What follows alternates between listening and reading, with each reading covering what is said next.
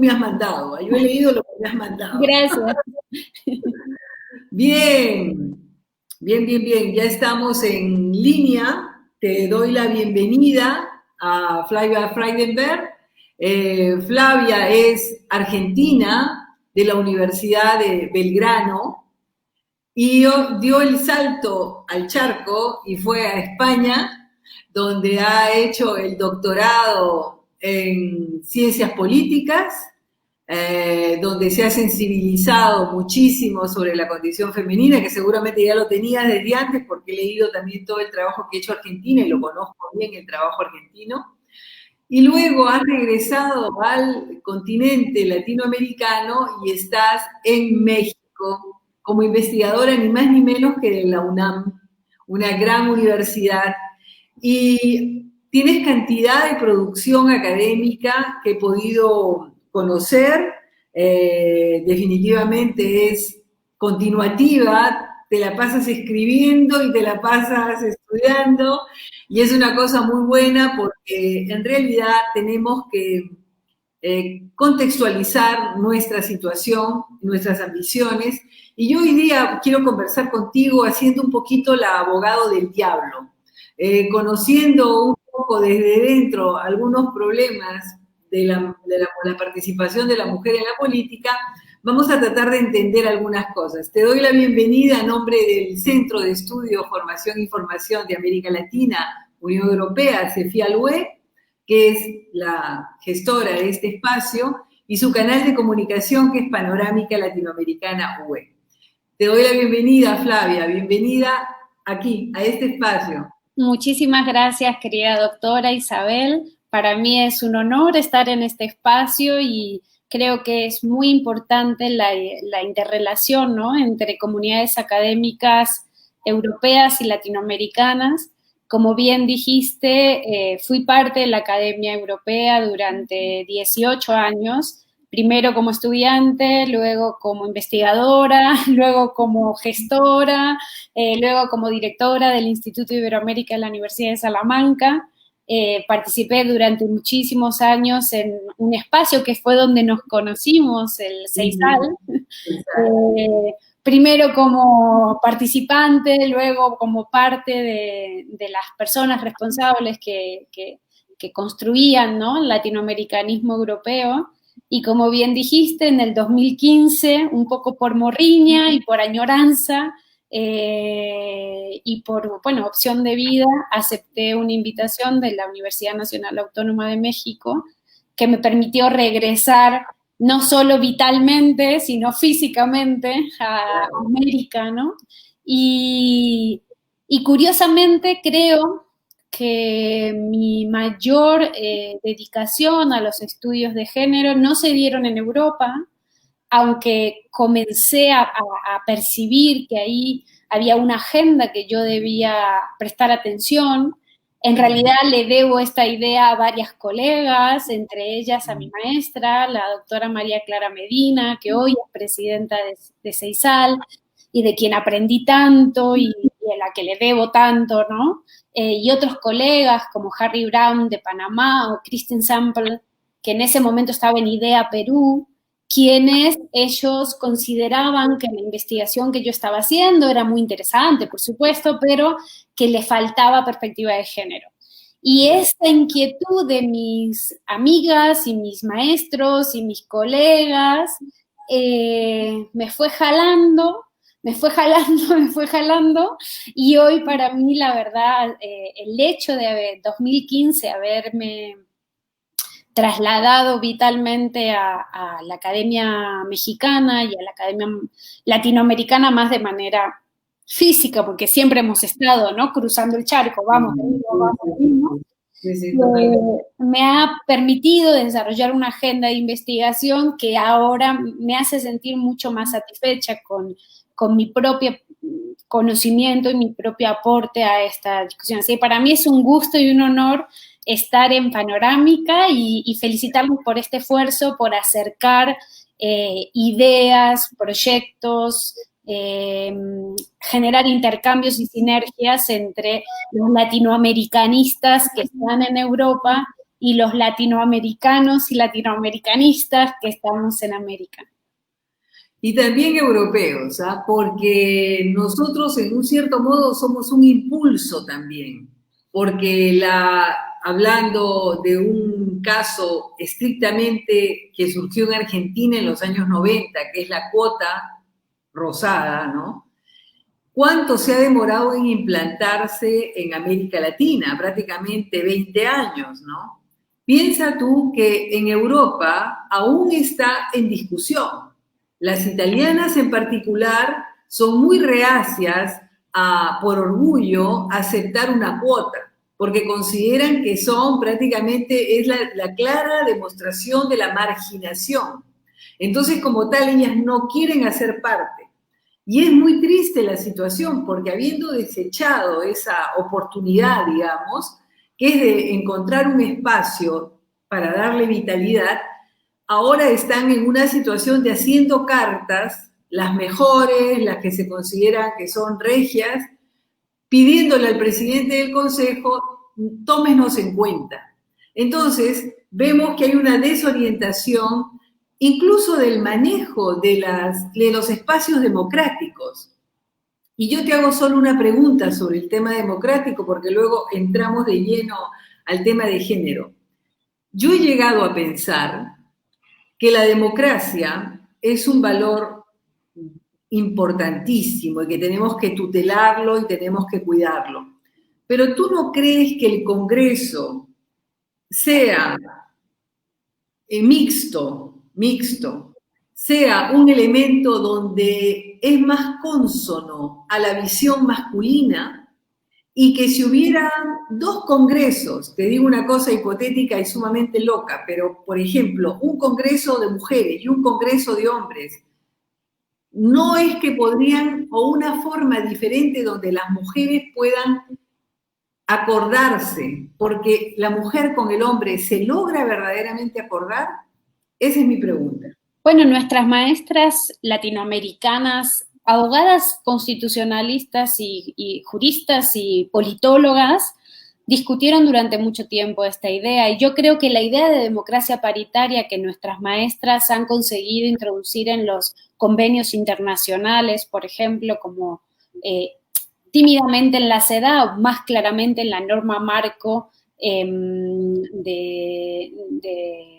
democracia paritaria, del Parlatino, y quizás en las discusiones informales que hubo en Beijing, ellas generaron la idea de la construcción de la democracia paritaria para alcanzar la igualdad sustantiva en el marco de la democracia representativa que tenemos en nuestros países. Y yo creo que la idea de congresos paritarios como hoy tenemos en Bolivia o como hoy tenemos casi en México, donde las dos cámaras están casi de manera paritaria, son una buena respuesta, ¿no? Una buena respuesta a la crisis de la democracia.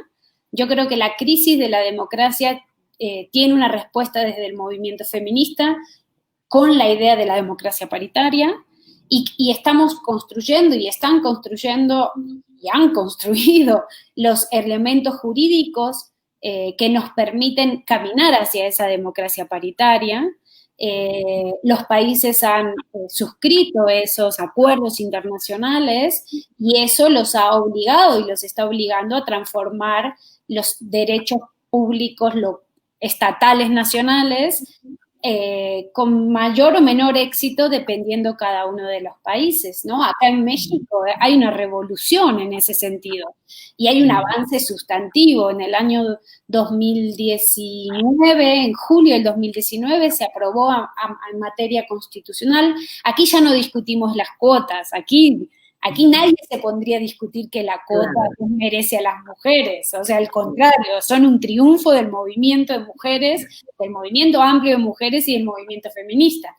Pero aquí ya no discutimos cuotas, aquí aprobamos paridad como principio constitucional en el 2015, lo reforzamos con la paridad en todo en el año 2019 y en el año 2017 a la paridad le pusimos medidas de acción afirmativas reforzatorias de la paridad.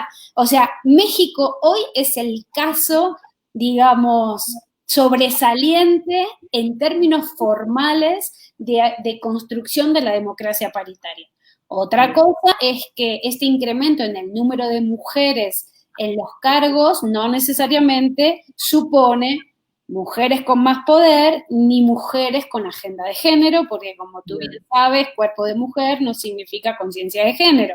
Entonces llegan un montón de mujeres que se olvidan de la lucha de nuestras maestras y resulta que hay que explicarles qué onda, que ahora estás aquí para desmontar un sistema que excluye a las mujeres, ¿no? Para reproducir un sistema que excluye a las mujeres. Entonces, esa es una tarea pendiente, pero Bolivia también ha hecho una transformación sustantiva, ¿no? Nuestras mujeres de pollera, desde las instituciones, no solo han introducido perspectiva de género, sino también interseccionalidad, que es otro desafío que tenemos pendiente en América Latina, ¿no? Una visión más integral de las desigualdades. No solo soy mujer, sino también tengo una etnia, una raza distinta, tengo una condición sexual distinta, tengo una condición socioeconómica distinta, hay una diversidad de intereses y de pluralidad de diversidades, ¿no? Que no estamos atendiendo. Entonces, yo creo que las instituciones de la República, así como están, permiten que nosotros incorporemos una diversidad de perspectivas, transversalizar la perspectiva de género, introducir la interseccionalidad, de la mano de congresos paritarios. Yo eso no me preocuparía. Es verdad que la democracia paritaria en sí misma es como una camisa de fuerza, porque donde estamos planteando que no hay solo dos géneros, que son construcciones sociales, sino que puede haber diversidades sexuales, la paridad está hablando de construcción de géneros binarios. Esa es una discusión que hay que incorporar también, ¿no? Pero en principio yo creo que congresos paritarios como el mexicano, como el boliviano, y como que esperemos, bueno, nicaragüense casi, esperemos que cada vez sean más congresos los que, congresos y senados, ¿no? Es decir, ámbitos legislativos donde nuestras mujeres estén representadas, ¿no? Ok. Mira, Argentina en los años 90 trabaja por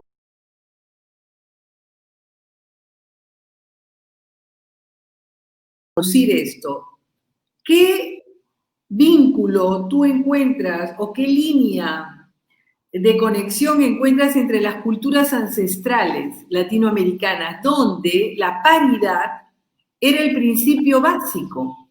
Cuando acá se habla del nacimiento de las culturas inca o pre-inca, o cuando tú vas a ver lo que aquí hay de restos arqueológicos, tú ves mujeres que gobernaban antes de la llegada de los españoles. Cuando tú hablas de Bolivia, ¿no? Dices en Perú, ¿no es cierto? Perú y también Bolivia, ¿no? Tenemos Colombia, porque el imperio incaico pues abarcaba todo, hasta incluso una parte de Salta en Argentina, ¿no?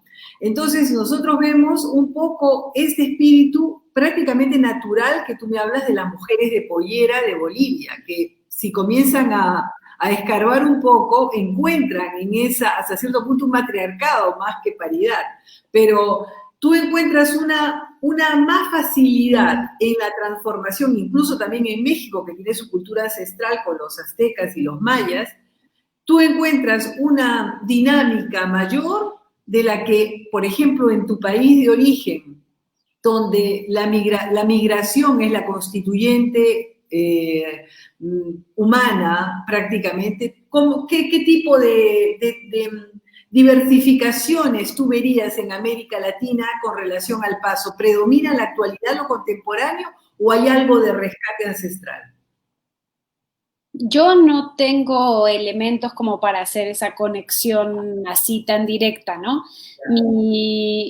Una de las personas que yo más admiro en todas estas lecturas que yo estoy haciendo, que es la doctora Line Barreiro, suele decir, ¿no?, que la paridad nació en la idea en 1992, en el Cumbre de las Mujeres en Grecia, ¿no? Y que pasa rápido hacia Francia, toca un poquito de España, pero entre Francia y España, que en España llega con Zapatero, ¿no? Con el gobierno de la izquierda de Zapatero, pero de Francia a España pasa algo que salta a Bolivia y Ecuador y Costa Rica, porque Bolivia es 2009, Ecuador es 2009, aunque en Ecuador fue progresiva, ¿no? Fue un modelo diferente, y España es 2012, ¿no? Y a México llega en 2014.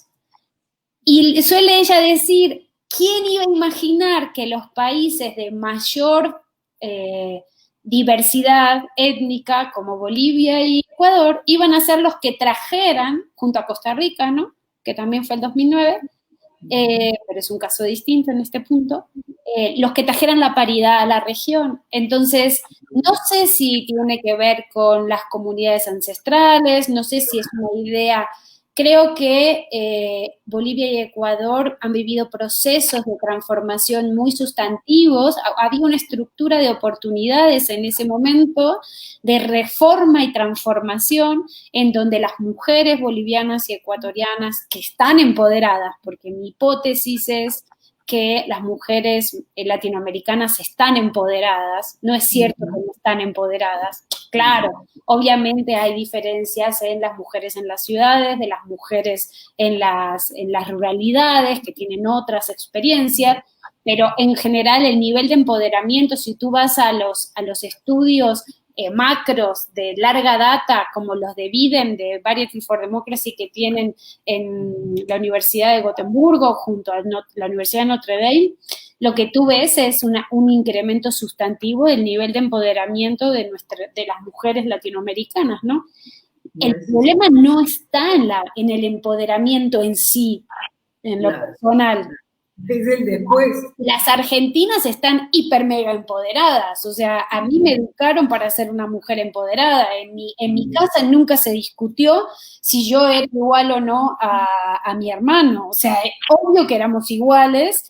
Y papá siempre decía, bueno, a ver si se consiguen él lo decía en chiste, pero en el fondo estaba transmitiendo su idea, a ver si se consiguen un hombre que saque el carrito con los nenes a la calle, porque ustedes van a ser todas empresarias, líderes, y ustedes no van a tener tiempo.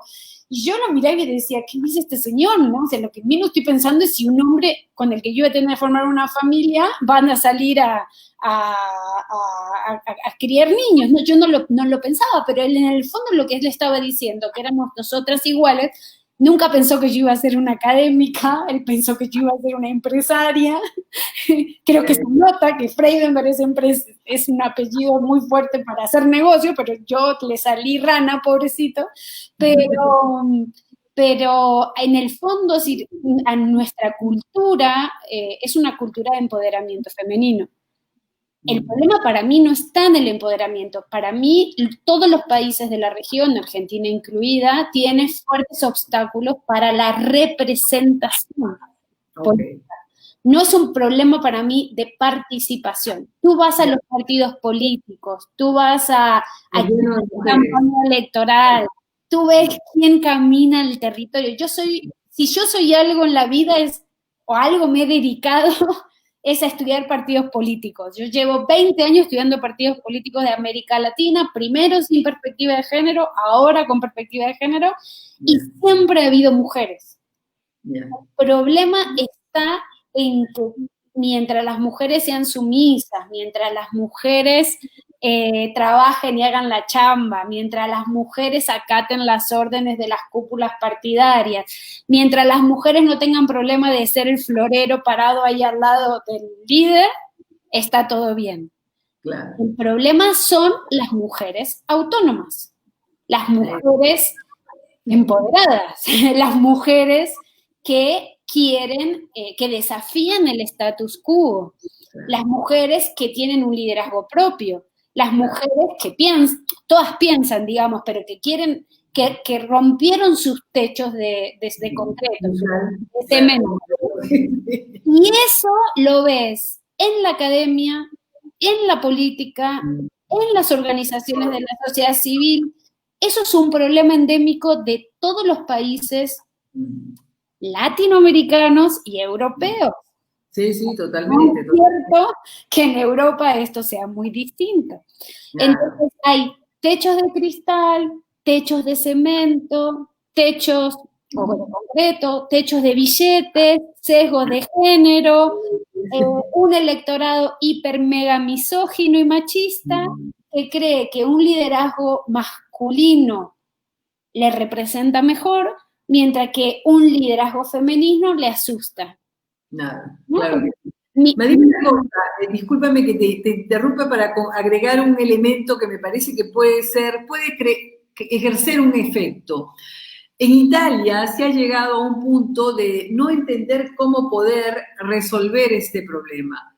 Y han pensado como una salida inventiva, pero que tiene su fundamento, porque yo lo sé como vida que lo sé, porque a ti quien te empodera es tu padre, no te empodera tu madre.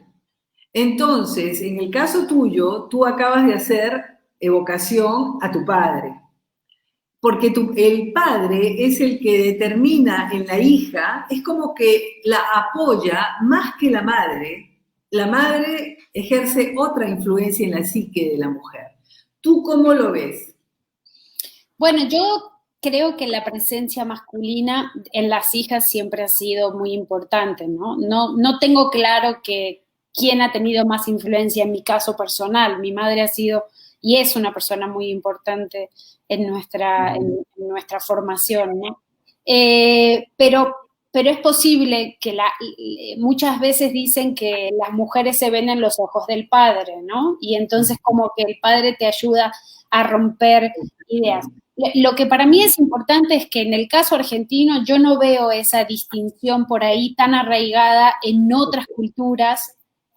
Por ejemplo, la mexicana es una cultura fundamentalmente matriarcal.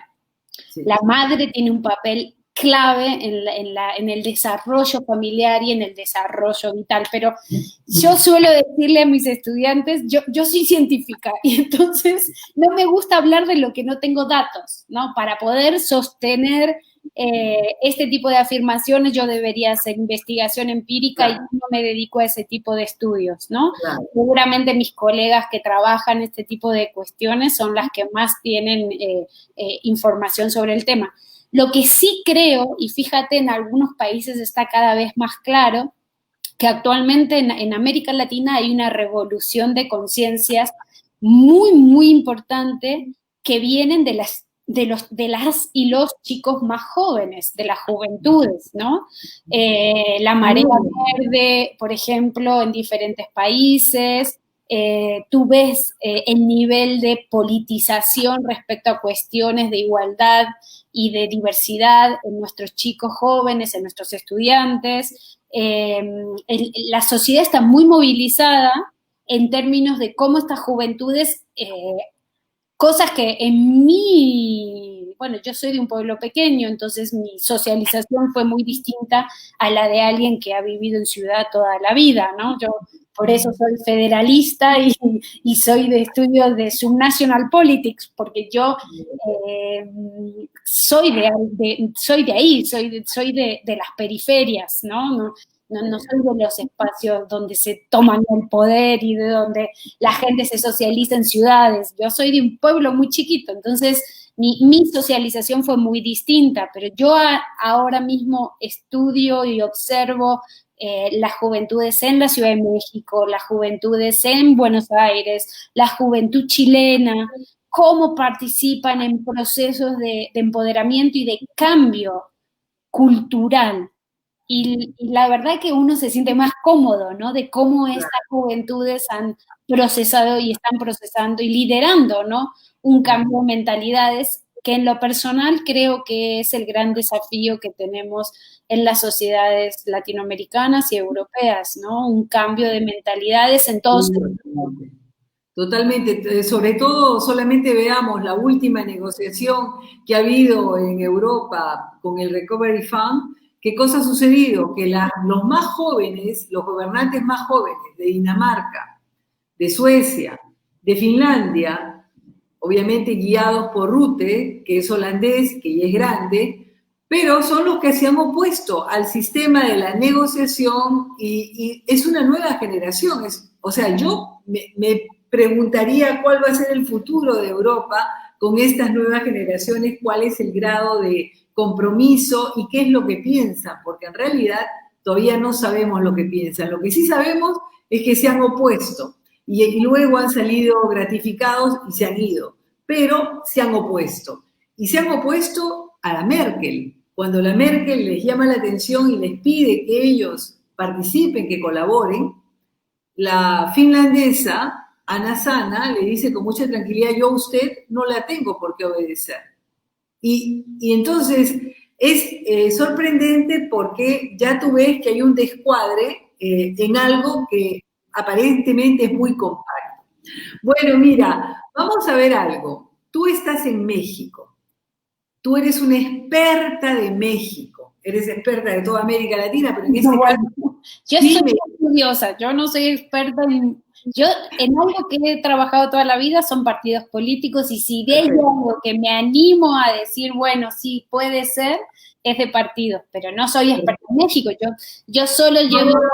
No, experta del proceso político de México, porque mira, hace 5 años, no creo equivocarme, y por lo que hemos hablado, México está entre uno de los países más avanzados en el tema electoral y en tema de incluso financiamiento a las candidaturas femeninas, financiamiento a los partidos políticos que favorecen, en fin, ya nos vas a explicar. Pero yo recuerdo que una política mexicana llegó al Foro de la Mujer, llegó a la Asamblea Parlamentaria y me habló en un momento muy rápido, pero muy rápido a modo de denuncia, y me dijo, nosotros nos utilizan, nos ponen en las listas y luego nos hacen renunciar. Y ya tienen al sustituto masculino y por lo tanto nosotros no podemos entrar en la gobernanza, digamos, del Congreso. Esa fue su denuncia. Pero fue un momento que ella me habló como que me estaba diciendo, hola, ¿cómo estás? Para poder hacer que los demás, sus colegas que estaban yendo con ella a la asamblea parlamentaria, no se dieran cuenta que ella estaba hablando. Y es más, las mexicanos, salvo Rosario Green, quien ya falleció y era una gran mujer política mexicana, tenía la libertad de entrar al Foro Latinoamericano de la Mujer y salir como que no pasaba nada. Las demás fueron muy reservadas, pero fueron muy reservadas porque podían no regresar más. Cuéntanos, ¿qué ha pasado en 5 o 6 años en México? ¿Te acuerdas en qué año fue eso? Pienso que tal vez 7 años, fíjate, no 3 años, 7 años. Eso pasaba antes, eso se legisló. Eso hay una sentencia muy importante del Tribunal Superior de Elecciones, se llama Tribunal Electoral del Poder Judicial de la Federación, en ese momento con una participación muy activa de la doctora María del Carmen Alanís, que es una de las actoras claves de la transformación mexicana, una jurista muy, muy importante, una persona que hay que mirar y observar porque tiene un papel siempre muy destacado en las transformaciones que se van haciendo. En el caso mexicano es claro, para mí es claro, ¿no? Yo siempre digo, pongan a María del Carmen cerca y van a ver que esto cambia, ¿no? Y bueno, hay una sentencia, en ese momento Mujeres en Plural, que es una red de mujeres muy importante en el país, que también es clave para entender el proceso de transformación mexicano, la importancia de las redes de mujeres, que son redes de mujeres diversas, plurales, redes de mujeres multipartidarias. Ellas no responden necesariamente a la disciplina partidaria, ellas responden a la causa de la igualdad sustantiva y del papel y la participación política de las mujeres. Entonces hay una confluencia de elementos, ¿no?, que hace que ese comportamiento, que era poner mujeres en las candidaturas para luego obligarlas a renunciar, aquí se llama las Juanitas, ¿no?, el fenómeno de las Juanitas, esté penalizado por ley, y eso ya no puede ocurrir. No puede ocurrir. Eso no puede ocurrir. Es cierto que en el año 2018, si no me equivoco, 18 o 17, 18, hubo un caso en Chiapas donde se quiso hacer lo mismo, le denominaron las Manuelitas, porque también todas las candidatas electas de un partido político, resulta que una vez que ganaron la elección, empezaron a renunciar una detrás de otra, y aduciendo cuestiones personales, que también es válido, ¿no? Alguien puede decir, yo ahora gané, pero no puedo, ¿no? Bueno, el tema es que eran todas, las de una lista, ¿no? Y solo quedaba disponible, o sea, titulares y suplentes fueron renunciando, y solo quedaron disponibles los hombres. Claro. Entonces, en ese caso, que es posterior a la sentencia, el Instituto Nacional Electoral dijo, muy bien, si no hay mujeres disponibles en ese partido político porque han renunciado todas, no se preocupen, pasamos al siguiente partido político con más votos que haya sacado en la elección, donde haya mujeres, y las ponemos. Y esta decisión, yo le llamo el efecto Chiapas, ups, ¿cómo? No, pero resulta que desincentivó entonces, el caso mexicano hoy, para mí, es uno, no porque yo sea experta ni que viva aquí, sino yo estudio los 20 países de América Latina, y con la doctora Mariana Camino, el régimen electoral de género. Es decir, cuán fuerte es el diseño que obliga a los partidos a poner mujeres en las candidaturas. Evaluamos medidas de acción afirmativa y principio de paridad. Entonces, este índice a mí me permite evaluar todas las reformas que han hecho los países de la región en las últimas 4 décadas.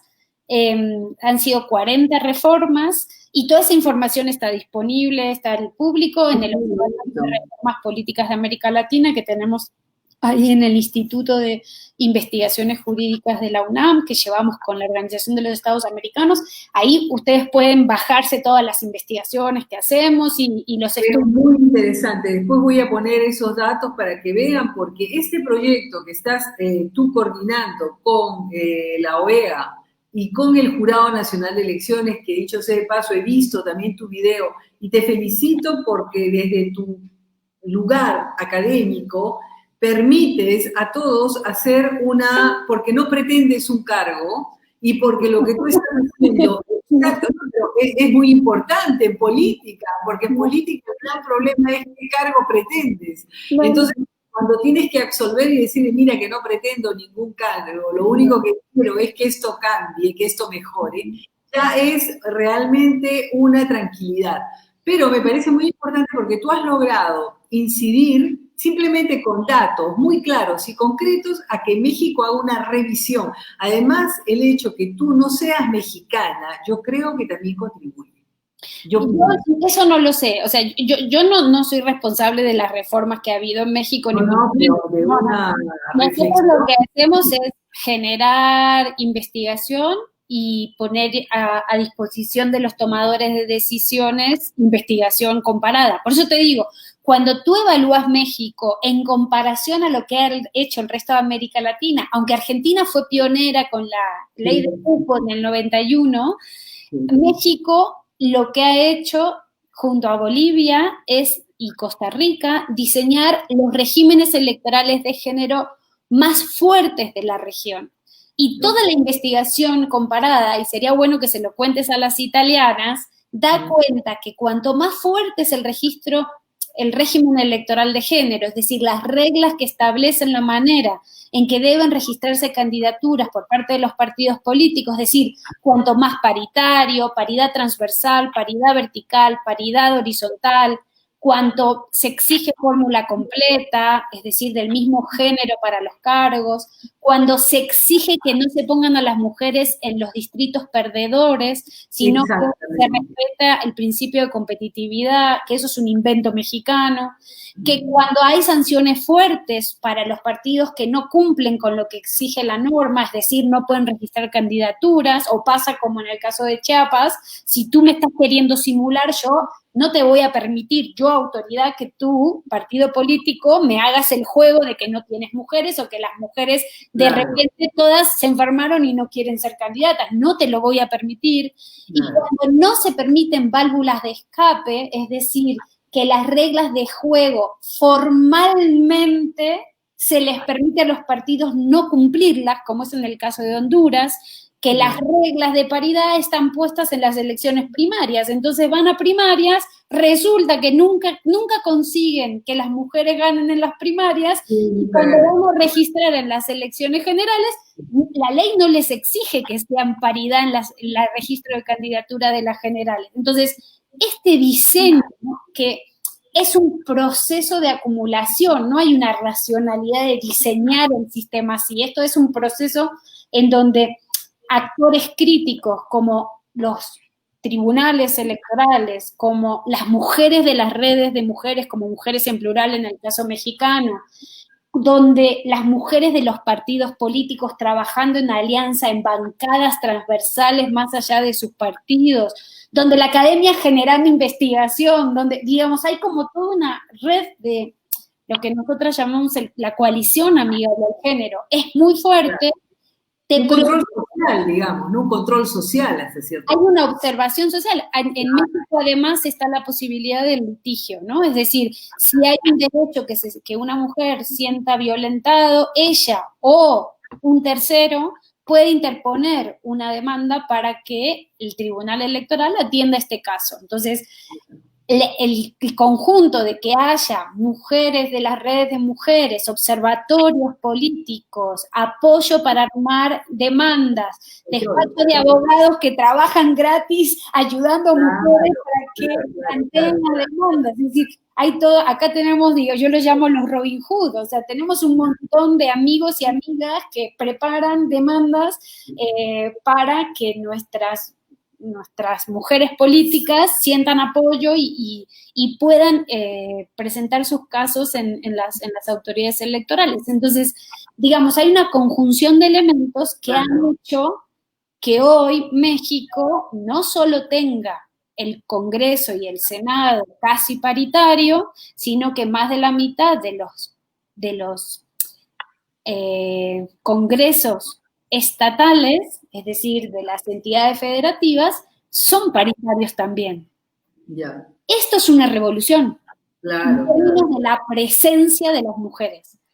Ahora, tener más mujeres como diputadas, que es como tenemos ahora, no significa que todas las mujeres defiendan causas progresistas de las mujeres, ni tengan una agenda feminista, ¿no?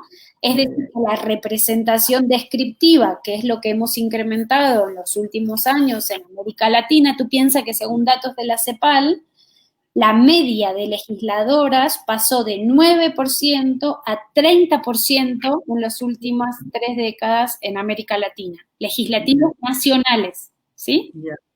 31 puntos porcentuales es hoy la media de diputadas en 20 países de la región. Es la región con más mujeres legisladoras del mundo. Ahora, tener más mujeres en la presencia nacional legislativa no supone 3 cosas. 1, más mujeres en los cargos no significa más mujeres con poder. Más mujeres en los cargos no significa una agenda legislativa para mujer. No para la mujer, porque los pro vida también promueven derechos pro vida de las mujeres. Entonces, más que derechos de las mujeres, son derechos feministas. Es decir, no suponen una agenda progresista, ¿no?, de derechos humanos, y más mujeres en los cargos legislativos nacionales no supone más mujeres en los cargos ejecutivos locales.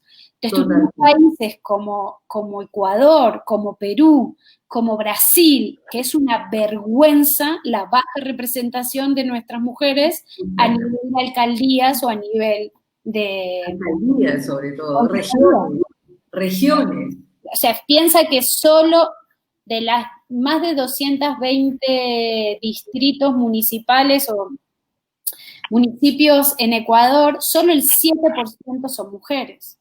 Es una vergüenza la representación que tenemos a nivel local. Entonces, claro, hay que hacer una gran reforma, ¿no? Claro, Flavia, yo tengo que leer y hacerte leer lo que nos están escribiendo. Ok. Mira, acá está. El primero es Augusto Torberry, que nos dice: buenos días, muchas gracias a la expositora por su enriquecedora ponencia. La perspectiva del género hace falta en todas las políticas públicas, especialmente en épocas de crisis. Continuamos.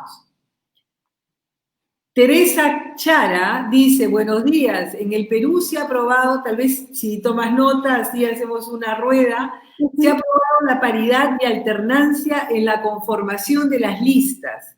Sin embargo, sigue el voto preferencial. Me gustaría saber su opinión. Luego tenemos, espérate que acá ha pasado, aquí está, Itzel Sotelo, excelentes ponentes, sin duda, sin lugar a dudas, espacios como estos siguen siendo brecha en las de nuestro género, inclusión en las políticas públicas. Luego tenemos Santiago Díaz, interesante la agilidad del proceso mexicano. ¿Qué fuerzas políticas o culturales constituyen el escollo a superar para que la velocidad de los cambios y estos se consoliden? Luego, nuevamente, Santiago aporta diciendo interesante, bueno, acá que fue lo mismo. Luego, espérate, creo que aquí cerramos. ¿Cuáles son las fortalezas y debilidades de la mujer mexicana y latinoamericana que actúa en política? Mientras tú tomas nota, yo quiero recordar, ¿no?, cuando la señora Bachelet contaba, y lo ha contado siempre, que en su carrera política la mandaban al último lugar de votación y obviamente tampoco contaba por financiamiento. Tanto es así que ella, con una vieja fotocopiadora, ella misma hacía sus papeles, digamos, de publicidad para poderlos entregar. ¿Cuánto estamos distantes de esta figura? Sería mi pregunta, después de que respondas a todos nuestros amigos que han, sobre todo, puntualizado el tema de México. Muchísimas gracias a Teresa, a Santiago, por participar y por estar aquí con nosotras. Comienzo por el tema de Perú. Yo me he pasado estos últimos años produciendo investigación comparada sobre Perú en temas de representación política de las mujeres. Soy consciente de las dificultades que tienen las mujeres peruanas para poder acceder a los cargos de representación, aunque ellas participan, no acceden, y estoy muy feliz de que se haya aprobado la paridad con alternancia. Estoy más triste porque no se consiguió eliminar el voto preferencial. Creo que es una deuda de la clase política peruana hacia las mujeres y hacia las comunidades diversas el hecho de no eliminar el voto preferencial. Creo que el voto preferencial, y coincido ahí con varios de mis amigos y colegas peruanos, no sé si tú sabes, Isabel, que yo me hice latinoamericanista por Perú. El primer país que yo empecé a estudiar, muy joven, muy chiquita, fue Perú. Maestro de Estados Unidos, David Scott Palmer, es uno de los principales peruanólogos, a quien recuerdo con mucho cariño, y él me enseñó el amor por Perú. Entonces yo siempre he tenido a Perú en mi agenda de investigación, y y conozco bastante bien, no puedo Bien, me gustaría en Lima, por otras agendas, pero siempre estoy muy cercana a lo que ocurre. Y coincido ahí con mis amigos y colegas peruanos, como el doctor Fernando Tuesta Soldevilla o la doctora Milagros Campos, el propio Martín Tanaka, quienes han hecho investigaciones muy interesantes donde evidencian claramente cómo el voto preferencial ha sido el problema de la representación política peruana, ¿no? Entonces, sinceramente creo que urge un mayor contexto de exigencia por parte de la sociedad y de los actores críticos peruanos y de nuestras mujeres peruanas que han hecho muchísimo para poner este tema en la agenda. IDEA Internacional Capítulo Perú, Transparencia, Flora Tristán, han hecho investigaciones. Recién estaba leyendo un tuit de una colega vinculada a Flora Tristán que ha sido importantísimo mostrar cómo a nivel regional y a nivel legislativo cualquier esfuerzo institucional que hagas mientras tengas el voto preferencial no va a beneficiar a las mujeres. Entonces, sí creo que no solo por las mujeres, sino también por el próximo debate que hay que hacer en Perú, que es la diversidad intercultural. No puede ser que Perú siga castigando la diversidad en la representación. Es una vergüenza que en el siglo XXI nuestra calidad de la representación esté tan magra y sea tan poco representativa de la diversidad cultural e intercultural que tiene el país en todo su territorio, ¿no?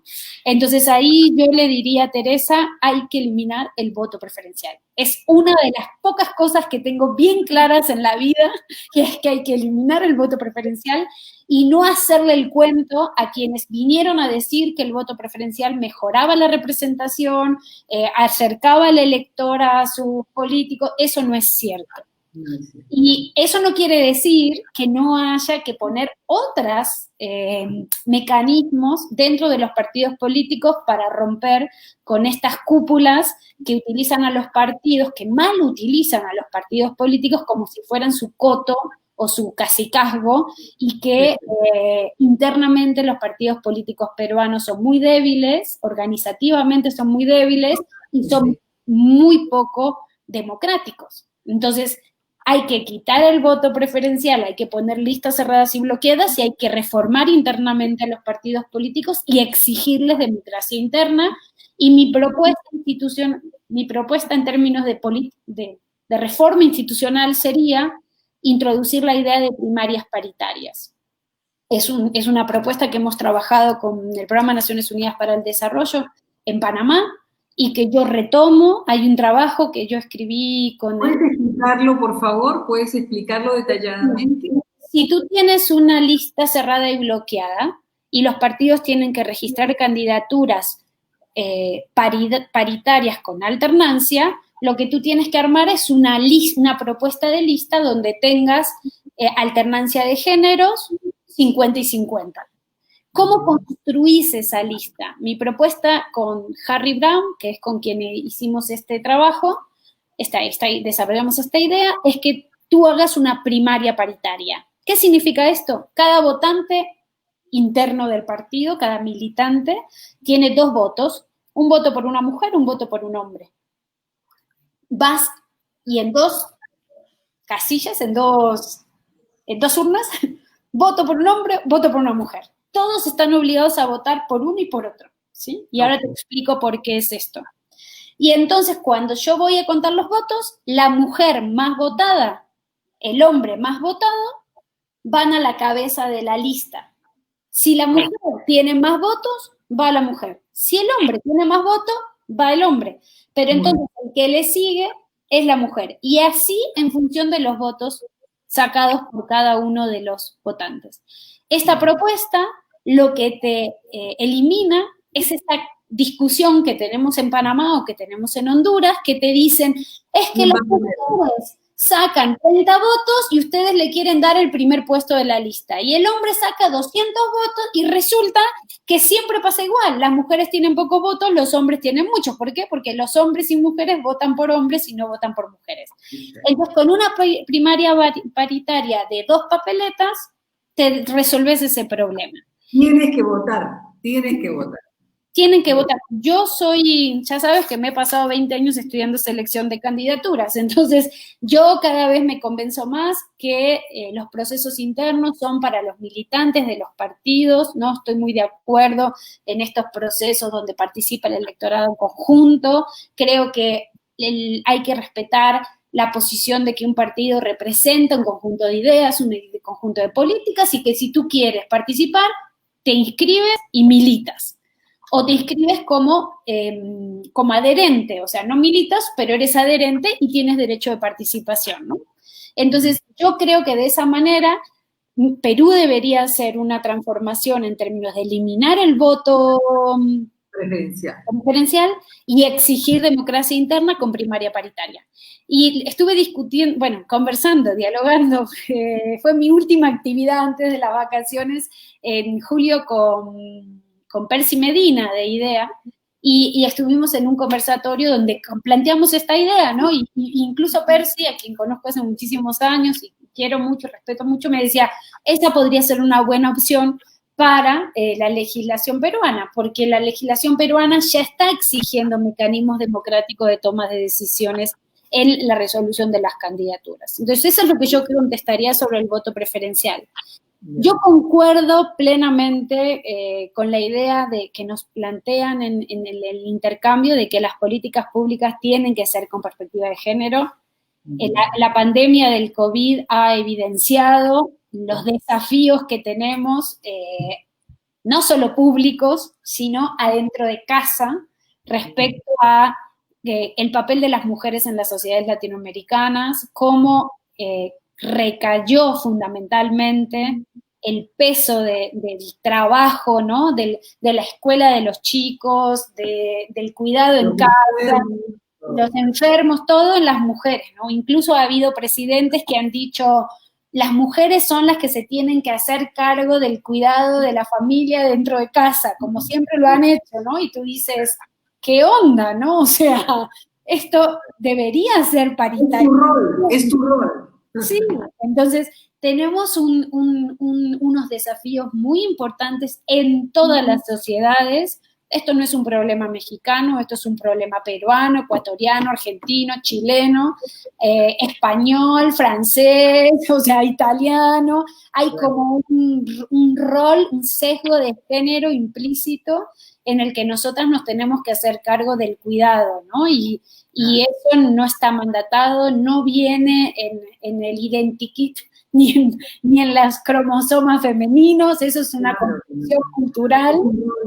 Y eso necesitamos políticas públicas y la crisis, la pandemia ha demostrado que ahora es cuando más necesitamos políticas públicas con perspectiva de género, transversalización de la perspectiva de género, atender los dilemas que enfrentan las mujeres de manera diferenciada a los hombres, porque de eso se trata, ¿no? O sea, obviamente que hay asesinatos en todos lados, obviamente, eso no somos ridículas como para no verlo. Lo que pasa es que en algunos países de nuestro continente a las mujeres las matan por ser mujeres.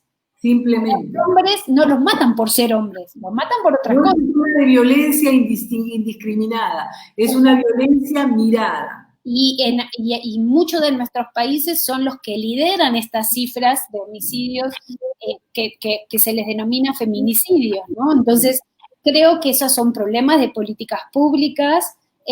Yo me acordaba mi último viaje a Lima, que a mí se me ocurrió salir a caminar por Lima, y yo decía, esto es una tarea de valientes, ¿no? O sea, las mujeres tenemos que pensar 2 veces si queremos caminar las ciudades latinoamericanas solas, ¿no? Eso es un problema de política pública y es un problema de política pública de género, ¿no?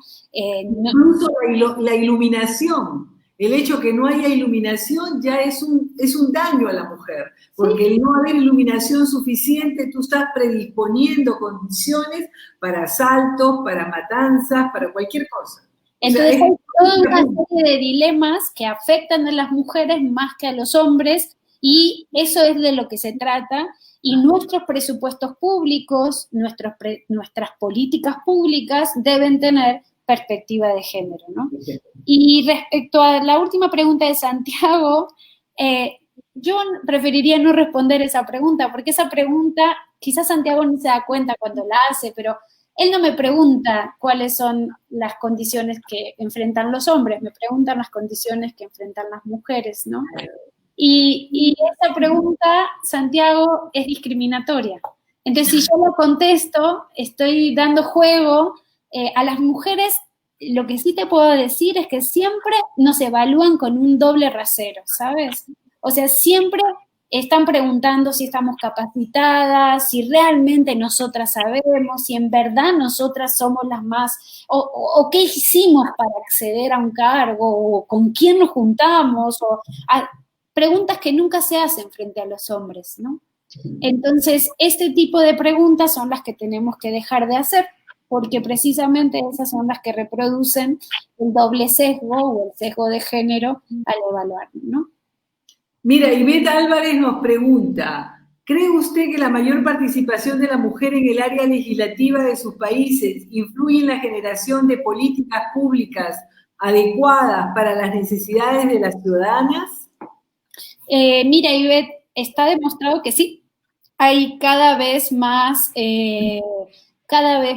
estudios que muestran que cuando las mujeres dejan de ser solo una masa crítica, acuérdate que la masa crítica es cuando el Congreso está integrado al menos con el 30% de mujeres, ¿no? Pero cuando se supera este grupo y ya son mayoritarias, o al menos tienes ese 30%, más mujeres presentes hacen una transformación.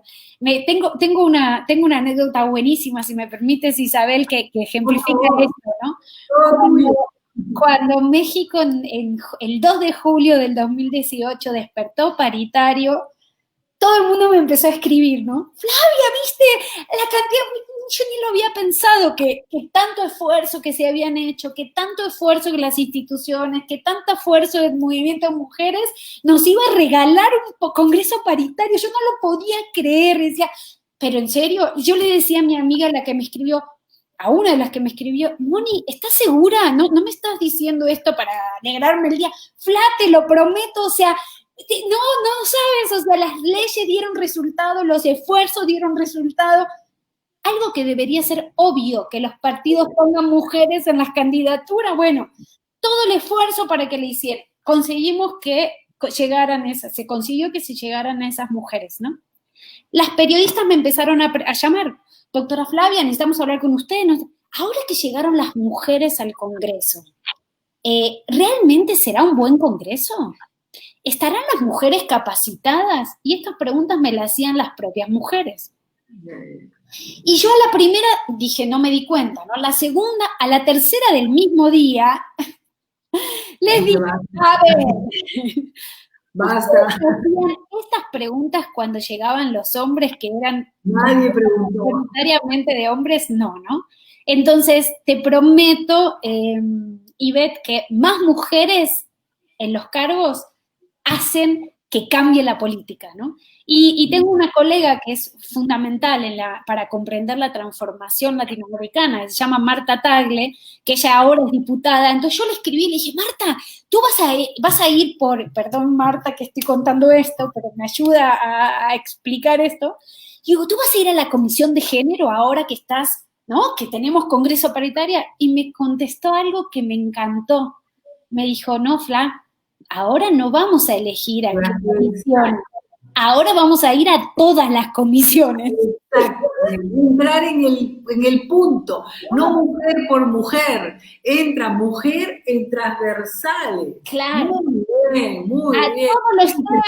A todos los temas. Me dijo, no, Fla, ahora somos tantas que vamos a todas las comisiones. Antes teníamos que ser estratégicas porque éramos poquitas. Pero cuando tú tienes muchas mujeres en los cargos, vas a todo, vas a presupuesto, vas a economía, vas a gobierno, vas a todo, ¿no? Pero claro, a presupuesto, a economía, a todo. Claro. Y está demostrado, y ahí hay un concepto que a mí me gustaría que nuestra gente que nos está escuchando lo revisen, que es el de la economía feminista.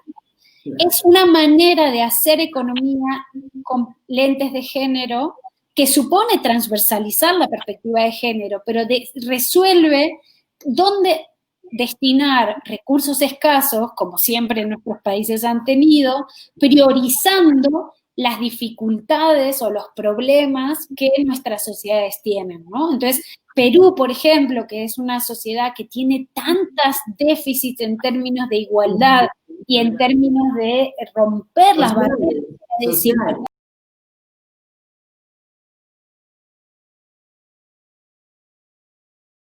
yo creo que tener personas que miren la realidad, la economía, la política, la sociedad con perspectiva de género, eso es transversalizar la perspectiva de género.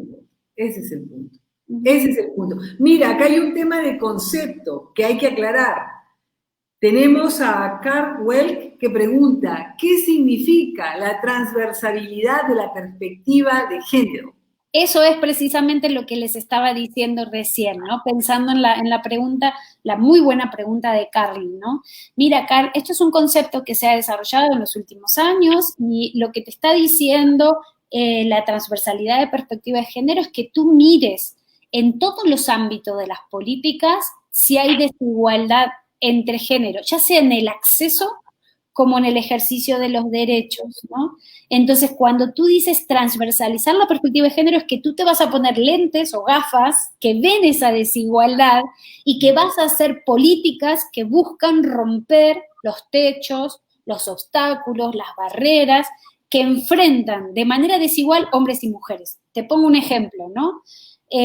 Nosotros tenemos un problema de subrepresentación política. El 51-52% de la población peruana no tiene el 52% de la representación en los órganos o instituciones legislativas, ¿no? Es decir, que la mitad de la población peruana está subrepresentada en el Congreso peruano. Tener perspectiva de género es introducir mecanismos de acción afirmativa o aprobar la paridad con alternancia, es una respuesta de introducir una política que ve esa desigualdad de género, porque no es cierto que hombres y mujeres compiten en igualdad de condiciones. Hombres y mujeres en Perú y en muchos países de la región no compiten con las mismas condiciones. Yo le llamo eso cancha inclinada. ¿Viste? Cuando juegas al fútbol y la cancha, solo un equipo mete goles, bueno, en el equipo peruano los hombres meten goles todo el tiempo y las mujeres no meten goles nunca. Bueno, esto es el problema de la cancha inclinada. Entonces, transversalizar la perspectiva de género es tener medidas de acción afirmativas o medidas que te ayuden a mejorar las condiciones de la competencia. Y, por ejemplo, sería tener presupuestos con perspectiva de género, sería tener instituciones públicas desgenerizadas. ¿Tú sabías, por ejemplo, que de Lima, solo el 3% de las calles de Lima tienen nombre de mujer? Claro.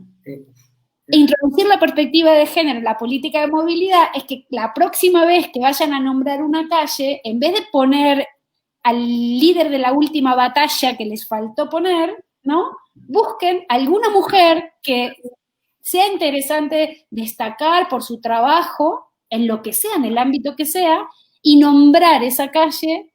Yo no soy muy de andar personalizando las cosas, ¿no? Prefiero nombres de colores o nombres de flores o nombres de animales, ¿no? Para todo, pero si van a usar nombres de personas, ¿qué onda si dejan de poner nombres de hombres y ponen nombres de mujeres? Esto es introducir la perspectiva de género en las políticas públicas, ¿no? Ahí te puse algunos ejemplos. Claro. Mira, Santiago vuelve a reformular su pregunta. Ajá. Y comprende tu posición. Entonces la pregunta es, ¿qué temas o puntos deben fortalecerse en la sociedad para lograr que la paridad política y social se logre? La educación, el trabajo cultural, ¿son vehículos indispensables, por ejemplo? Absolutamente, Santiago. Es decir, no solo hay que hacer una transformación institucional como la que se está haciendo en algunos países y la que acaba de hacer Perú al aprobar paridad con alternancia. Ese es un cambio, eso era fundamental, o sea, eso era obvio que teníamos que hacerlo y yo me alegro tanto de que poder orgullosamente decir que Perú hoy está más cerca de ser paritario. Más cerca, más cerca. Efecto, Isabel, cuando Sí. lo que pasa es que ahora se va a licuar con el voto preferencial, pero cuando consigamos quitar el voto preferencial, la combinación de listas cerradas y bloqueadas con paridad, vas a ver que van a mejorar la representación. Pero tú tienes razón, Santiago, no es solo un cambio en el número de mujeres que compiten, hay un cambio cultural importante. De todos, de ¿no? todos. De hombres y de mujeres, ¿no? Es decir, hay unos sesgos de género, es decir, una manera de entender las cosas que nos enseñan desde chiquitos, desde 3, 4 años. Hay estudios muy interesantes que muestran esto, de cómo hay una educación que reproduce estereotipos de género y maneras sesgadas respecto a cuáles son los papeles o como si hubiera papeles que ejercer por ser hombre o por ser mujer. Y tú bien sabes que ahí tenemos un trabajo muy importante que hacer en todos los países, ¿no? Perú incluido. Claro. Mira, aquí Carl Welk insiste en preguntarte algo. Quisiera profundizar el concepto de género. Gracias. Bueno, Carl, me parece que estás muy interesado en estos temas. Hay un montón de literatura sobre la que puedes profundizar. Como tú sabes, el género es una construcción social, el sexo es biológico. Entonces, dado que es una construcción social, lo que se entiende por género, cada sociedad puede tener diferente énfasis respecto a lo que hace con esa construcción social. Por eso, cuando Santiago preguntaba si la educación era importante y la parte cultural era importante, claro, es sustantiva, porque si el género es una construcción social, entonces lo que tú enseñes, lo que es género a las generaciones, a todos, ¿no? A hombres y mujeres, va a incidir sobre lo que se espera de las personas respecto a su comportamiento como hombre o como mujer, ¿no? Entonces, me parece súper interesante esta discusión. Creo que los próximos caminos o lo que debería pensarse es en una reforma educativa sustantiva, ¿no? Exactamente. En todos los Parte de la educación. Sí, sí. Porque como el género es una construcción social que evidencia, ¿no? ¿Qué se espera de un hombre por ser hombre y qué se espera de una mujer o de otro género, ¿no? Sobre cada uno de ellos, lo que nuestros formadores y también la familia, ¿no? Nos enseñe y piense sobre ello es importante. Y de ahí también el papel que tienen los medios de comunicación en la reproducción de estas ideas sobre lo que es ser hombre, ser mujer y su distinción con el sexo biológico. Claro. Mira, hemos ya superado la hora, Flavia, se ha ido volando. Dice, saludos, apreciada Isabel, en tus esfuerzos por traer temas de interés siempre. Saludos a tu distinguida invitada, expositora, éxito siempre y la lucha por nuestros plenos derechos continúa. Luego tenemos un Facebook user de México, por lo que veo, excelente participación de Flavia. Su apreciación sobre México es correcta. Qué bueno. Flavia, te hago preguntas finales para poder calar, digamos, la cantidad de conocimiento que tú tienes como experta de los sistemas legislativos. Dime cuáles son las mejores prácticas en financiamiento de partidos y en financiamiento para la participación de la mujer. No sé si ubicas a Betilde Muñoz Pogosian, ella es la directora de Inclusión Social de la Organización de los Estados Americanos. que además estoy segura que le encantaría participar contigo en una charla como esta. Te lo recomiendo a mi hermana. Muchas gracias. Con ella estamos haciendo una investigación para toda América.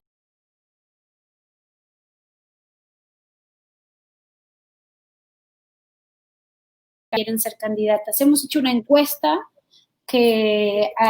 online en el año 2018, en donde nos contestaron más de 250 personas, la mayor parte de ellas mujeres, que habían sido candidatas, ¿no? La condición era que fueran candidatas y no importa el país de donde contestaban, no importa el nivel institucional de donde contestaban, lo que suelen decir que el principal obstáculo cuando una mujer quiere hacer campaña, una vez que ya consiguieron la candidatura, es tener recursos económicos para hacer la campaña.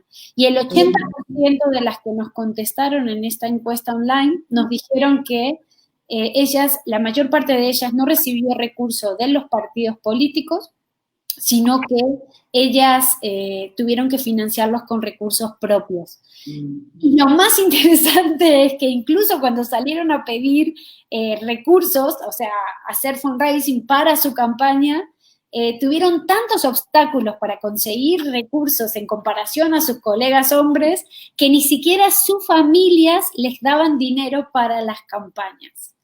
O sea que tenemos ahí un problema sustantivo. Debido a ello, con Betilde estamos trabajando en propuestas y estamos haciendo una investigación sobre 18 países para evaluar estas mejores prácticas. Y lo que encontramos es que en la mayor parte de los países hay financiamiento público, es decir, que los países los estados le dan dinero a los partidos políticos para que hagan la campaña. Y yo comparto que el financiamiento público es algo que es positivo para la democratización de los partidos y de los países. Yo sé que en Perú esta es una idea que no es muy bienvenida, que hay gente que está más cercana al financiamiento privado. Yo no estoy de acuerdo con el financiamiento privado, creo que el financiamiento privado profundiza la desigualdad, sobre todo cuando es el único mecanismo, ¿no? para acceder al dinero. Yo creo que un sistema mixto favorece, y tener una buena dosis de recurso público, como en el caso mexicano, lo que te hizo fue tener partidos fuertes. Es decir, si la política necesita dinero, ¿de dónde van a sacar el dinero? El Estado tiene que favorecer a los partidos, no me importa de qué ideología, para que tengan una organización estable, porque como tú bien sabes, hay financiamiento fijo para cuestiones organizativas y hay financiamiento para la campaña. Lo que nuestra investigación, los hallazgos iniciales que vamos encontrando, nos dice es que de ese dinero de financiamiento público que reciben los partidos, no siempre las mujeres acceden a él en igualdad de condiciones que los hombres.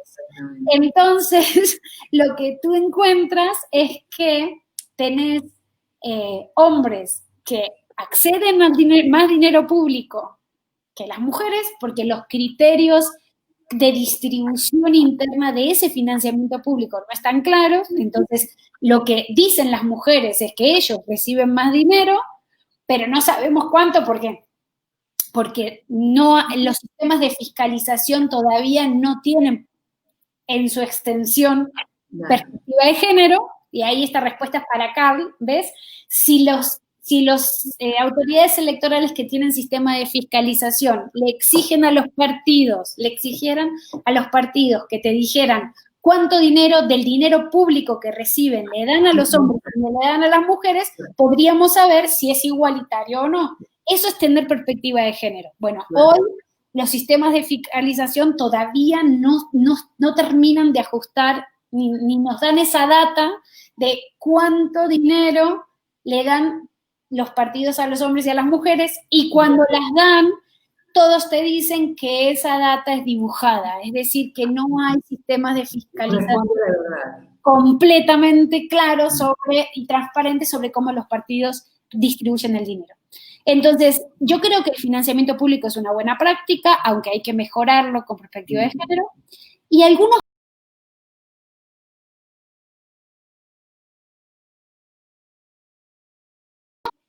para el fortalecimiento del liderazgo femenino. Pero eso no es dinero para las campañas.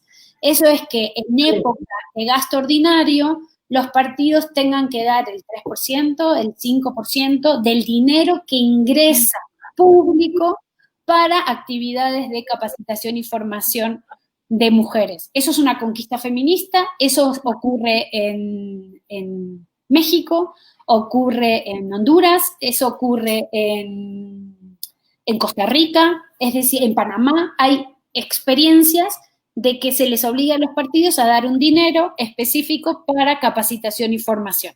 Yo siempre digo eso porque entonces está buenísimo que fortalezcan el liderazgo de las mujeres candidatas, pero resulta que hay como una visión sesgada del destino de ese dinero. Solo se destina para reforzar el empoderamiento de las mujeres, lo cual está bien, pero nunca se forma a los hombres con perspectiva de género dentro del partido. Entonces, son ellos los que necesitan la formación. En realidad, claro, lo que necesito son hombres que entiendan que no pueden vivir gobernando así. Y luego hay unas medidas súper interesantes en esto de que tú me preguntaste de buenas prácticas que creo que habría que revisar, que quizás el Jurado Nacional podría pensar para Perú, que tienen que ver, o la OMPE, que tienen que ver con darle dinero directamente a las mujeres candidatas sin hacérselo pasar por las cúpulas de los partidos.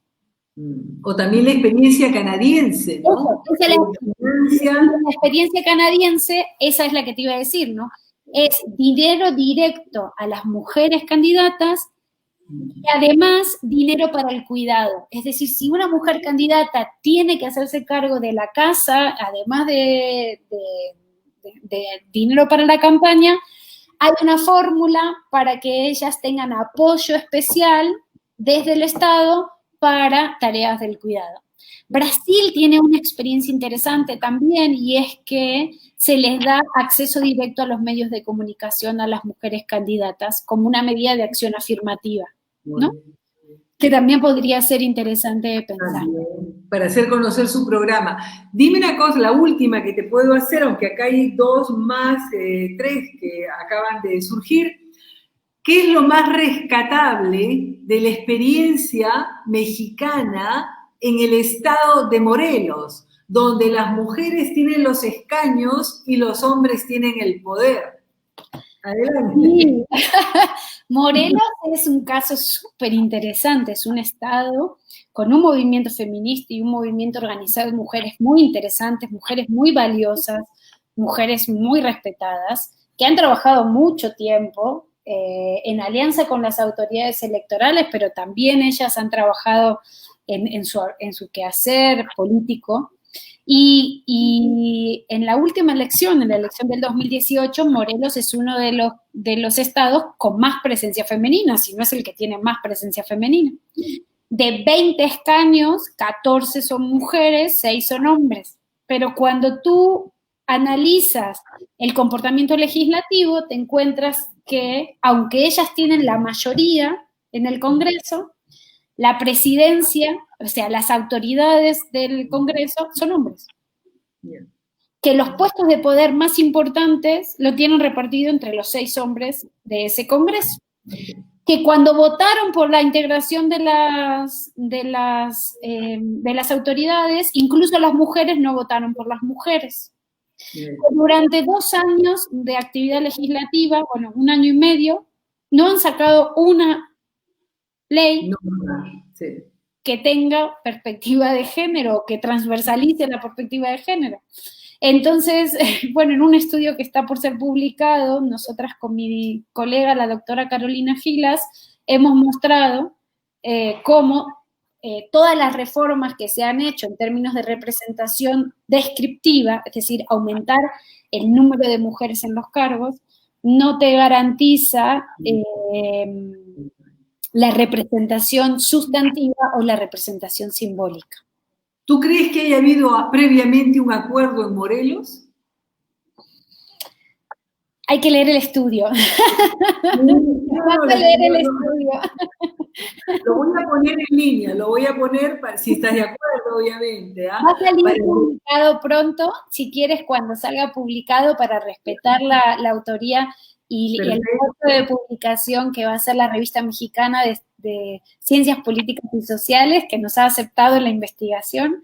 Ahí lo difundimos, encantada de la vida, y me encanta. Yo normalmente... Volverás a venir para hablar de Morelos, porque yo creo que Morelos presenta un poco toda nuestra... Morelos es un caso, por eso lo estudiamos, viste que en la política comparada elegimos casos que son muy diferentes o que tienen algo que discuten la literatura. Morelos es un caso muy especial. Tú sabes que yo creo mucho en el conocimiento abierto, y como yo vivía en Europa y normalmente las publicaciones que nosotros hacíamos en Europa quizás tenían más dificultades de llegar hasta América Latina, desde muy joven me sumé a un movimiento que es de Open Access, ¿no? De acceso abierto al conocimiento. Yo soy muy... desde mis trabajos como editora, fui editora de varias publicaciones en Europa y a nivel internacional, siempre he favorecido la posibilidad de democratizar el acceso al conocimiento. Entonces, lo que yo suelo hacer, Isabel, es que cuando terminamos una investigación, le llamo, la pongo a dormir, le digo, ¿no? Lo que hago es subirla a una sesión de academia.edu, es una sesión de discusión abierta, en donde los colegas, las colegas que están interesadas pueden leer y hacer recomendaciones y sugerencias, o criticar, y me ayudan mucho a pensar. Entonces, normalmente hacemos eso, subimos los textos a discusión. Yo lo aviso por Twitter, y yo soy muy tuitera y aviso por Twitter, aquí abro una discusión, normalmente son 20 días que está abierta, y entonces normalmente lo hago cuando eso, antes de mandarlo a dictaminar, o cuando ya termina el proceso de dictaminación, para respetar el doble ciego, le dejo un espacio para recibir comentarios de otros colegas, además de los dictaminadores, y eso me ayuda muchísimo a mejorar mis propias investigaciones, ¿no? Y este ya pasó por todo ese proceso, pero ahora está en un periodo de edición de la revista, entonces yo creo que en los próximos meses va a estar disponible el caso de Morelos, ¿no? Qué bueno que lo traemos. Mira, acá tenemos Cristina Goraski, una gran amiga argentina-italiana, que nos escribe desde Italia. Buenas tardes, gracias Isabel por la invitación y muchísimas gracias a la doctora Freydenberg. Un saludo italiano, confiamos mejoras pronto en este y otros mecanismos sociales. Sí. Tenemos que hablar mucho, tenemos que ayudarnos entre todas las mujeres, definitivamente. Claro que sí. Luego tenemos a Karen Andrea Garzón Scherdek, que dice: felicitaciones, querida Flavia, como siempre brillante la ponencia. Sin mujeres no hay democracia. Y Karen está escribiendo desde Quito, así que nos están viendo también desde Quito. Perfecto. Y luego acá viene de Honduras. Ajá. En Honduras existen las leyes. El problema es que las mujeres, al llegar a ocupar las altas posiciones, se olvidan de las demás. ¡Hoy Honduras, Honduras! Una gran desilusión, Honduras. No todas, pero no todas. Y de las demás mujeres, y se acomodan con el gobernante de turno. Muy, muy, muy. Y luego, acá tenemos otra. La mujer política presumo yo, una verdadera oportunidad de participación. Está capacitada de implementar programas de desarrollo. Entonces, hemos logrado canalizar diferentes mujeres de diferentes países, como ves, que podamos reflexionar sobre lo que nos toca como una responsabilidad. Para nosotros, no tanto, es por el bien de la sociedad futura.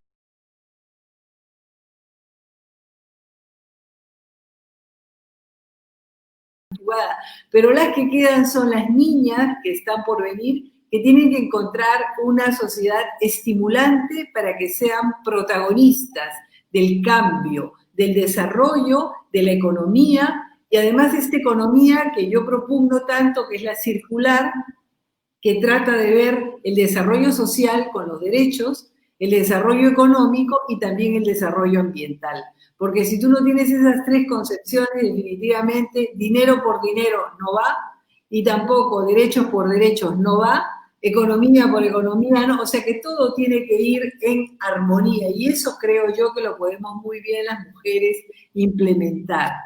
Y además, para cerrar, Isabel, porque ya creo que ya 1 hora y media llevamos de conversación, podemos retomar cuando tú quieras, porque me ha encantado y me siento muy cómoda conversando contigo y con la gente. Como bien puntualizó la maestra Karen desde Quito, ¿no? Ella para mí puso el punto sobre la I. Tenemos que entender que no hay democracia sin mujeres. Es decir, no es que hay medias democracia, no es que es un problema de calidad de la democracia, es que es imposible hablar de democracia si las mujeres no están representadas en igualdad de condiciones. Y ni tú, Isabel, ni Karen, ni yo somos esencialistas, es decir, no creemos que las mujeres sean mejores líderes que los hombres, no, ninguna de estas cosas que muchos hombres quieren hacernos decir que nosotras no decimos, ¿no? Esto es tan fácil de entender como que es imposible pensar la democracia si todos los grupos no están representados, ¿no? Entonces no tiene que ver con izquierdas y derechas, no tiene que ver con, al contrario, ¿no? Tiene que ver con igualdad. Y en América Latina hicimos un proceso democrático sumamente interesante, de transiciones desde dictaduras muy fuertes, muy violentas, a convivencias pacíficas, ¿no? Y creo que como latinoamericanos y latinoamericanas tenemos que estar muy orgullosos de esa transformación que hicimos. Pero también tenemos que decir que esta transformación que hicimos es insuficiente.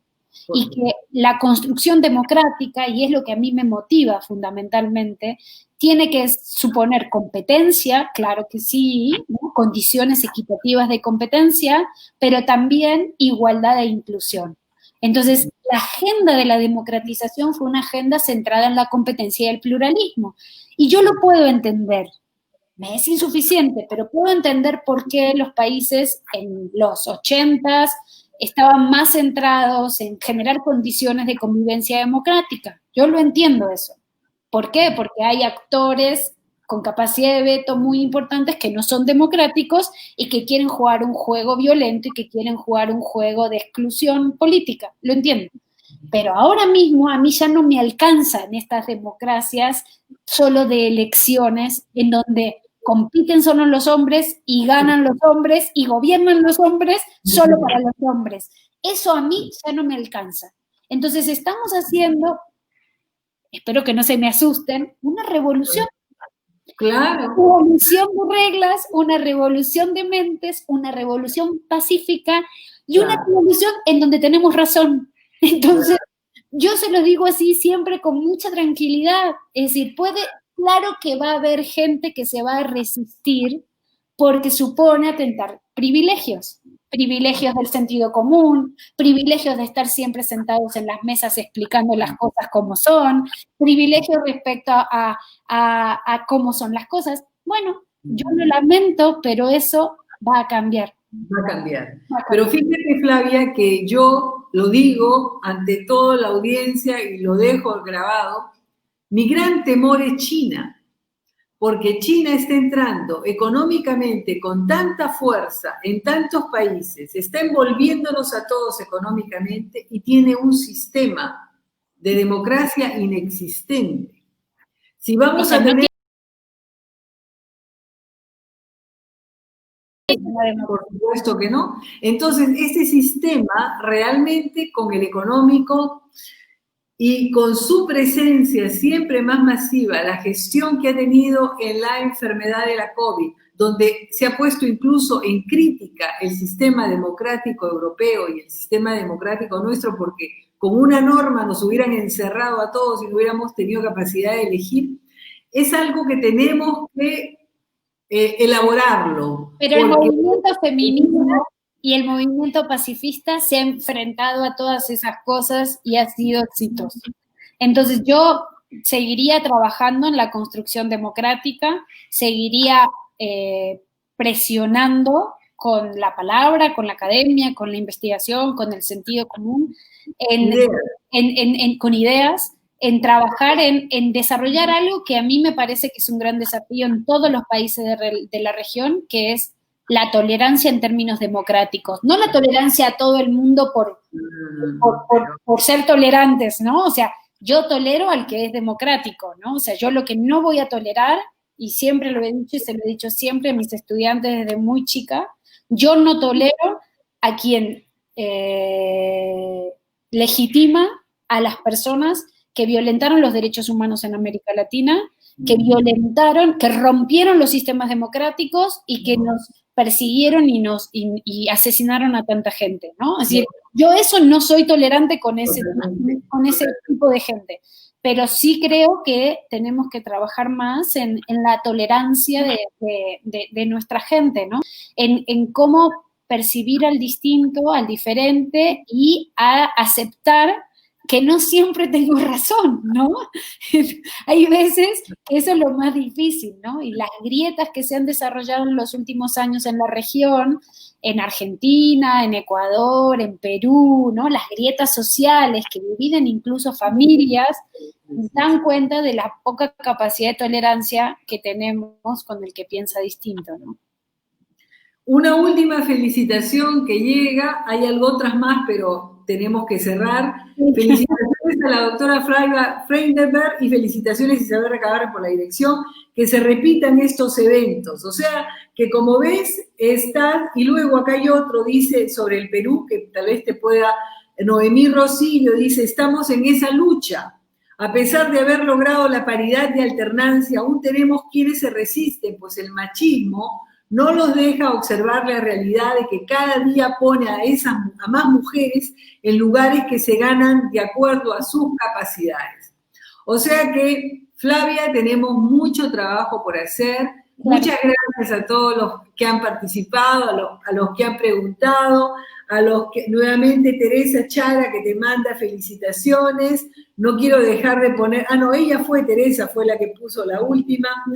En fin, mira, hay mucho trabajo por hacer, yo te deseo éxito, sigue en la UNAM, hay que ayudar a Europa, hay que ayudar a las mujeres europeas, hay que tener fuerza, porque lamentablemente ellas han vivido la Edad Media, nosotras no.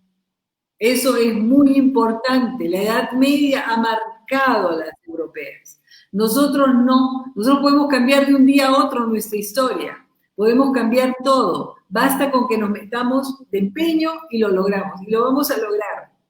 Pues un gusto, Isabel, y gracias por generar estos puentes entre Europa y América que son tan importantes, ¿no? O sea, yo creo que he hecho en falta más espacios de diálogos entre los latinoamericanistas europeos y los latinoamericanistas y latinoamericanos en América, ¿no? Y creo que los que hemos estado en los dos lados tenemos como una deuda pendiente entre ambas academias, ¿no? Así que gracias por la invitación, gracias por acercarme a estas realidades y quedo atenta en lo que consideren oportuno para seguir dialogando.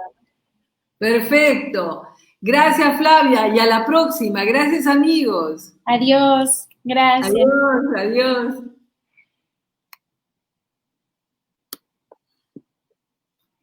Flavia, espérate, ¿ya cerré? A ver. No, estás conectada.